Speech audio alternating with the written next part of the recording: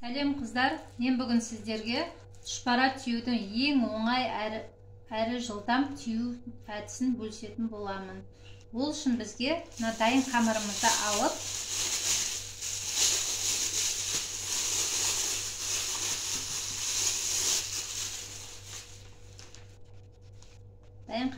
алып, оны сүйге отырып,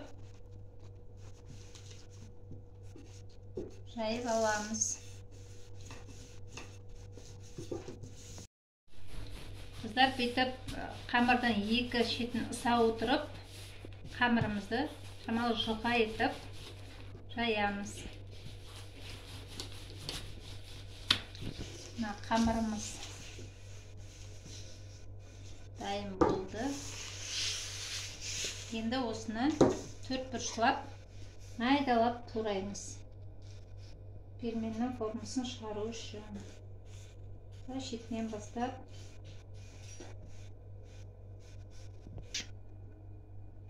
ал міне қамырымызды ұзыншалап турап алдық. Енді осыны жаймен шағындап төрт бұрыш етіп тураймыз.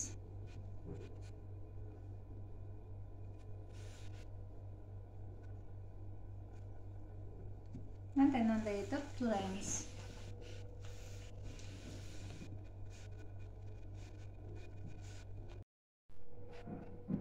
Қамырымызды майдалап төрт бұрыш етіп турап алдық. Мына көргендеріңіздей, енді осыған фаршымызды саламыз.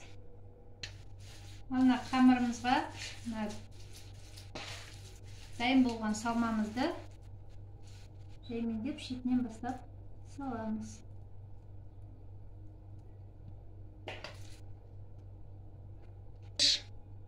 Ал міне қыздар, салмамызды салып болдық. Енді жаймен түйіп бастаймыз. Қамырымызды аламыз.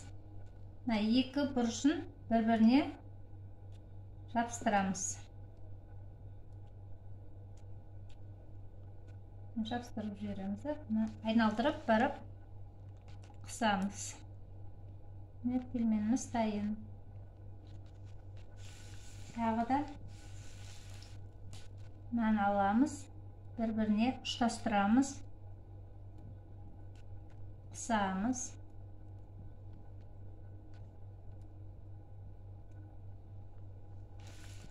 Өстіп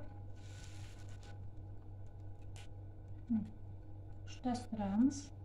Бүйтіп қайырып қысып жібереміз.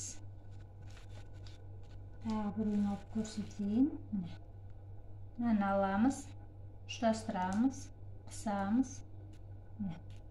Шеттерін басып жібереміз да, бүйтіп айналдырып әкеліп, мынасын басып жібереміз. Тағамыз.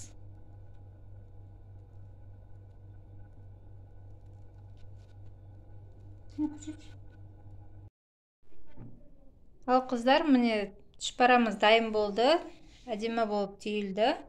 Морозильникке сақтап қатырып алсаңыздар да болады. Міне әдемі болып шықты. Бұның қамыры қанша қайнаса да езілмейді. Қамырдың рецептісін алдағы уақытта бөлісетін боламын.